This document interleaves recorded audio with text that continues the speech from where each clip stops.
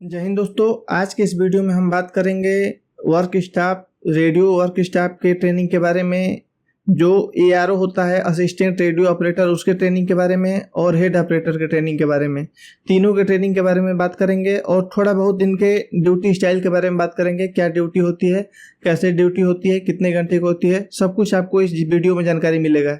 इससे पहले मैंने एआरओ की ड्यूटी पे वीडियो बना चुका हूँ, लेकिन उस पर बहुत सारे कमेंट आ रहे थे कि वर्क स्टाफ के बारे में बताइए और हेड ऑपरेटर के बारे में भी बताइए, दोनों के बारे में बताइए कि वीडियो डिटेल्स में, जिससे हम लोग को जानकारी हो जाए। तो इस वीडियो को बनाने का मतलब यही है कि आपको पूरा इसके बारे में जानकारी हो जाएगा। तो आइए वीडियो को शुरू करते हैं। सबसे बेसिक चीज़ तो एक चीज़ समझ लेनी है आपको कि रेडियो हेड ऑपरेटर हुआ या एआरओ हुआ, मतलब असिस्टेंट रेडियो ऑपरेटर हुआ, इनकी ट्रेनिंग होती है 6 महीने की ट्रेनिंग होती है। ये भी डाउट बना हुआ है कितना ट्रेनिंग होता है। 6 महीने की ट्रेनिंग होती है इनकी। और ट्रेनिंग का जो भी पैटर्न है इनका, जैसे एआरओ का ट्रेनिंग हो गया या हेड ऑपरेटर का हुआ या वर्क स्टाफ का ट्रेनिंग हुआ, तीनों ट्रेनिंग लगभग सेम है। सब्जेक्ट में कोई चेंजिंग नहीं है। ये चीज़ इसमें डिफरेंस है कि कितना डीप क्या चीज़ पढ़ाया जा रहा है। कोई चीज़ ट्रेनिंग आपको दी जा रही है तो किसी जैसे हेड ऑपरेटर में बहुत ज़्यादा डीप पढ़ाया जा रहा है जिसके बारे में, और असिस्टेंट रेडियो ऑपरेटर में थोड़ा कम पढ़ाया जा रहा है और वर्क स्टाफ में उससे भी थोड़ा सा कम। तो बस उसमें क्या कितना डीप उसको जानकारी लेना है इसके बारे में अंतर है। बाकी सिलेबस सेम टू सेम है पढ़ने वाला।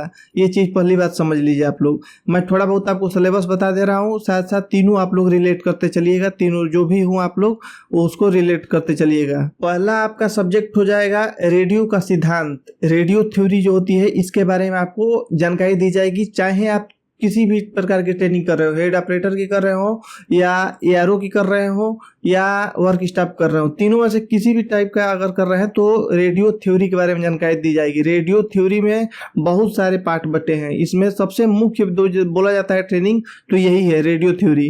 रेडियो थ्योरी में आपकी क्या क्या चीज़ होता है, जैसे एंटीना वगैरह सेटअप हो गया, इसके अलावा आपका फ्रीक्वेंसी के बारे में पढ़ना हो गया, इलेक्ट्रिक चार्ज हो गया, आपका जैमर हो गया, और इसी प्रकार का जो आप समझ सकते हैं रेडियो थ्योरी से संबंधित जितने टॉपिक होते हैं इनके बारे में डीप आपको पढ़ाया जाएगा। हर एक चीज़ का ज्ञान हो जाएगा इसके बारे में। और जैसे हेड ऑपरेटर की अगर ट्रेनिंग कर रहे हैं तो आपको जो कंडक्टर हो गया इसका अलग चैप्टर चलेगा, वेव हो गया इसका अलग चैप्टर चलेगा, फ्रिक्वेंसी का अलग चैप्टर चलेगा। हर चीज़ का मतलब एक डीपेस्ट में पढ़ाया जाएगा। आप समझ रहे हैं मेरी बात जो मैं बताना चाह रहा हूँ। जो चीज़ मैं बताना चाहता हूँ कि जो ट्रेनिंग का सेम टू सेम ट्रेनिंग है, बस अंतर इस चीज़ के बारे में है कि किस चीज़ का ट्रेनिंग आप कर रहे हैं। जिस ट्रेनिंग को करेंगे उसका लेवल बढ़ा दिया जाएगा, बस यही होता है। दूसरा जो चीज़ आपको पढ़ाया जाएगा कंप्यूटर के बारे में। आप तीनों में से कोई ट्रेनिंग कर रहे हैं, कंप्यूटर के बारे में आपको बेसिक चीज़ पढ़ाया जाता है वर्कशॉप में। बेसिक चीज़ मतलब कि बहुत नॉर्मल चीज़, कंप्यूटर का क्या हार्डवेयर होता है, क्या इसका इनपुट कैसे दिया जाता है, आउटपुट कैसे दिया जाता है, क्या क्या सॉफ्टवेयर होते हैं, इन सब के बारे में वर्कशॉप में जानकारी दिया जाता है। अगर एआरओ की बात करें, असिस्टेंट रेडियो ऑपरेटर की बात करें, तो उसमें थोड़ा सा बढ़ा के इसके एक्सेल वगैरह के बारे में जानकारी भी दिया जाता है। MS पॉइंट, जो MS के जितने सॉफ्टवेयर हैं इनके बारे में भी, इसके साथ साथ हार्डवेयर और सॉफ्टवेयर सबके बारे में जानकारी दिया जाता है। और हेड ऑपरेटर का ट्रेनिंग करेंगे तो इसमें और थोड़ा डीप पढ़ाया जाता है। इसमें टोटल मतलब कंप्यूटर का कोशिश किया जाता है कि इसका लेवल बढ़ा दिया जाए। ये चीज़ होता है कंप्यूटर का। चाहे कोई भी कोर्स कर मतलब ट्रेनिंग लो, आपको कंप्यूटर पढ़ना है। तीसरा जो आपका पढ़ाया जाता है वो है रूल्स एंड रेगुलेशन, जो ये तीनों में पढ़ाया जाता है। अब ये है वर्क स्टाफ में बहुत हल्का फुल्का, वर्दी कैसे पहना जाता है, वर्दी का टर्नआउट क्या होता है, क्या अनुशासन जो होता है, अनुशासन क्या होता है, इन सब के बारे में नॉर्मल पढ़ाया जाता है। वही अगर हेड ऑपरेटर की बात करें तो उसमें आपको दंड नियमावली भी पढ़ाया जाता है। थोड़ा बहुत आपको ये भी ज्ञान दिया जाता है कि क्या होता है, किस परिस्थिति में कैसा दंड होता है। मतलब कहने का मतलब समझ रहे हैं आप लोग ना।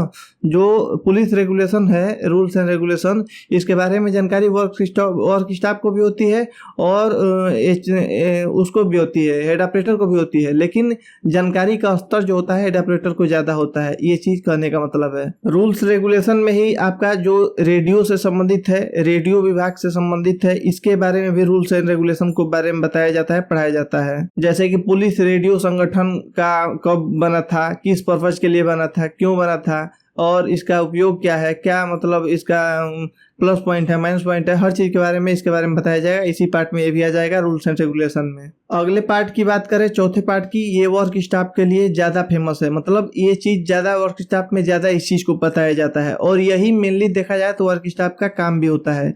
इसमें क्या होता है, जो मल्टीमीटर के बारे में बताया जाएगा, आपको इंस्टॉल करना अनइंस्टॉल करना एंटीना के बारे में। एंटीना जो होता है उसको इंस्टॉल करना फील्ड में कहीं पे, वायरलेस सिस्टम को इंस्टॉल करना अनइंस्टॉल करना, इसके बारे में बताया जाता है।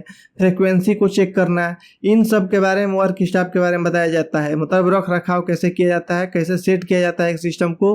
पीए सिस्टम होता है, पीए सिस्टम को कैसे सेट किया जाता है, कैसे उसको उसका साउंड वेरीफाई किया जाता है, हर चीज़ के बारे में मतलब वर्क स्टाफ को इस चीज़ के बारे में खास ट्रेनिंग मिलती है। ऐसा मत सोचिए कि एआरओ है तो नहीं मिलेगी, एआरओ है तब भी इस चीज़ की जानकारी मिलेगी, लेकिन इस चीज़ में वर्क स्टाफ को ज़्यादा डीप पढ़ाया जाता है तुलना में एआरओ के या हेड ऑपरेटर के। जो वर्क स्टाफ होते हैं उनको स्विच बनाना बताया जाता है, स्विच कैसे बनाया जाता है, फ्यूज कैसे बनाया जाता है, इलेक्ट्रिक बोर्ड कैसे तैयार किया जाता है, इन सब के बारे में वर्क स्टाफ को ही जानकारी दी जाती है, क्योंकि उनका मेनली काम भी यही होता है। अगली बात करें, अंतिम बात है ये कि 5वां पॉइंट जो है आईटी और पीटी, ये भी तीनों लोग को सिखाया जाता है, तीनों ट्रेनिंग में सिखाया जाता है, लेकिन बहुत कम मात्रा में। बस आईटी पीटी उतना ही होता है कि वर्दी का कैसे टर्न आउट होता है, परेड में कैसे चला जाता है, कैसे सैल्यूट किया जाता है, कैसे दाहिने देख बाएं देख, सजावट की कार्रवाई कैसे होती है, कैसे कोई अधिकारी के सामने, मतलब इस चीज़ के लिए तैयार किया जाता है कि आपको किसी अधिकारी के सामने जाना पड़े तो आप लोग कैसे करेंगे, कभी परेड में जाना पड़े तो परेड कैसे उसको करेंगे। इसीलिए आईटी और नॉर्मल पीटी के बारे में आपको फिट रखने के लिए पीटी की जानकारी दी जाती है, पीटी कराया जाता है। तो ये होता है आउट मतलब कि जो होता है आउटडोर कोर्स होता है। तो मेन यही 5 चीज़ के बारे में बताया जाता है, चाहे आप हेड ऑपरेटर के बारे में ट्रेनिंग करें या असिस्टेंट रेडियो ऑपरेटर की ट्रेनिंग करें या वर्क स्टाफ की ट्रेनिंग करें, तीनों में से यही चीज़ के बारे में आपको ट्रेनिंग दी जाती है। 6 महीना की ट्रेनिंग होती है, बस लेवल बढ़ा दिया जाता है, घटा दिया जाता है, इसके बारे में मतलब ये स्तर होता है। एक बात करें, पहली बात, वर्क स्टाफ जो होता है वो नॉर्मल कांस्टेबल रैंक का होता है।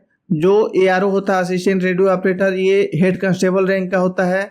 और हेड ऑपरेटर जो होता है ये होता है सब इंस्पेक्टर रैंक का होता है। ये चीज़ होता है, मतलब इसका रैंक का मतलब बता दिया यूपी पुलिस के कंपेरिजन में। बाकी वर्दी same to same UP police वाली ही पहनी जाती है।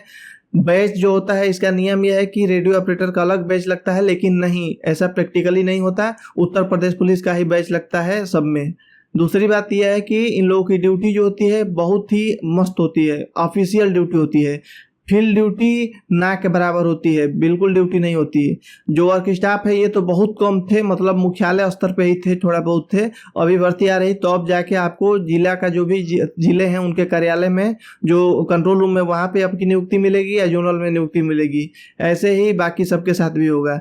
और ड्यूटी ये होती है, अगर 8 घंटे नाइट ड्यूटी होगा, 3 शिफ्ट में ड्यूटी चलती है सबकी, मैंने बताया था पहले वीडियो में भी, 3 शिफ्ट में ड्यूटी चलती है। अगर नाइट शिफ्ट में अगर ड्यूटी आपकी लगी है तो फिर आपको 36 घंटे की रेस्ट मिलेगा। अगर मान लीजिए रात को 10 बजे से सुबह 6 बजे तक ड्यूटी कर लिए तो फिर पूरे दिन ड्यूटी नहीं लगेगी, फिर पूरे रात ड्यूटी नहीं लगेगी, फिर दिन नहीं लगेगी, फिर 2 बजे से ड्यूटी लगेगी, 2 से 10 लगेगी। तो ऐसे मिला के 36 घंटे का रेस्ट मिलता है। तो मिला जुला के इस जॉब में आप लोग फैमिली टाइम दे सकते हैं। एक चीज़ इसमें सबसे बड़ा बेनिफिट ये है कि अपने डिस्ट्रिक्ट के पास वाले डिस्ट्रिक्ट में भी आपका सिलेक्शन, मतलब कि पोस्टिंग हो जाएगी।